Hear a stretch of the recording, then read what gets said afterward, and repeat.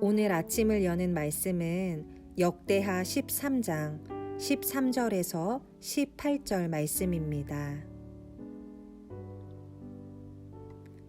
여로보암이 유다의 뒤를 둘러 복병하였으므로 그 앞에는 이스라엘 사람들이 있고 그 뒤에는 복병이 있는지라.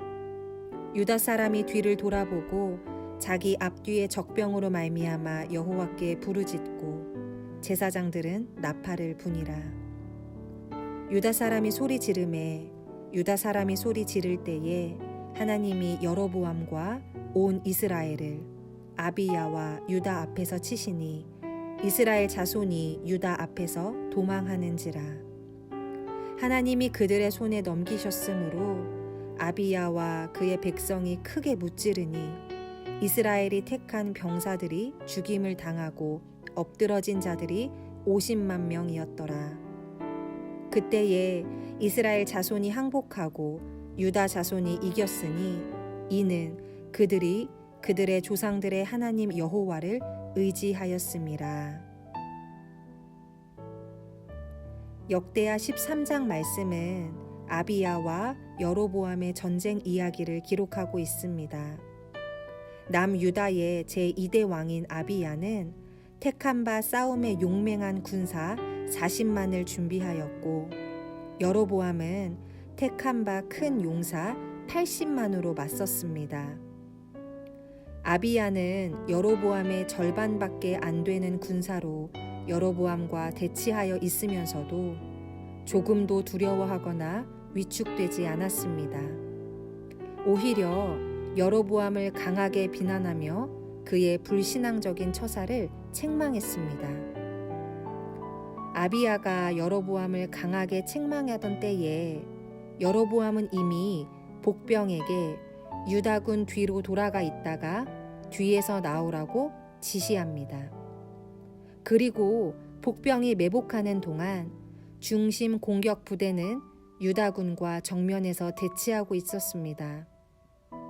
14절 말씀을 보시면 앞뒤에서 공격을 받고 있다는 것을 알게 된 유다 사람들은 여호와께 부르짖었고 제사장들은 나팔을 불었다고 증언합니다.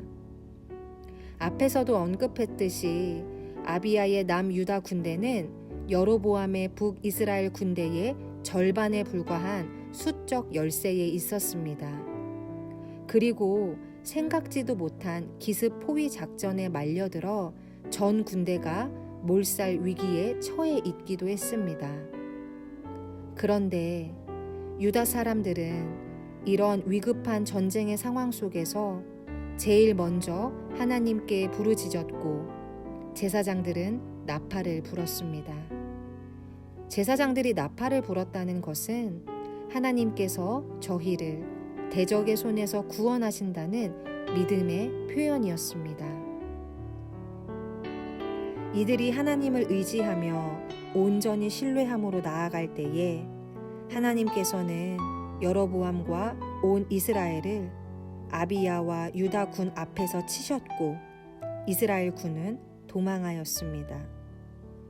오늘 말씀은 하나님께서 이처럼 이스라엘 군을 유다 군의 손에 붙이셨으므로 아비야와 그의 군대가 이스라엘 군을 크게 무찔렀다고 증언합니다. 더불어 이스라엘에서 뽑혀온 정예병 가운데에서 죽어 쓰러진 병사가 50만 명이나 되었다고 기록합니다. 우리가 오늘 본문에서 꼭 기억해야 할 말씀이 있습니다. 그때에 이스라엘 자손이 항복하고 유다 자손이 이겼으니 이는 그들이 그들의 조상들의 하나님 여호와를 의지하였음이라. 이스라엘 군이 항복하고 유다 군이 이길 수 있었던 것은 전적으로 여호와 하나님을 의지하였기 때문입니다. 오늘 본문은 여로보암은 아비야 생전에 다시 힘을 회복하지 못하고 주님께 벌을 받아서 죽었지만 아비야는 점점 더 강성하였다는 말씀으로 끝이 납니다. 사랑하는 성도님들, 그리스도인은 내일 일을 알지 못하는 사람이나 잠시 있다가 사라질 재물을 의지하는 자가 아니라 살아계신 하나님을 의지하는 자이며 사람들의 말에 귀를 기울이기보다 하나님의 말씀을 청종하는 사람입니다. 모든 문제의 해결은 우리 인생을 주관하시는 하나님께 있다는 것을 신뢰하는 믿음이 있기 때문입니다.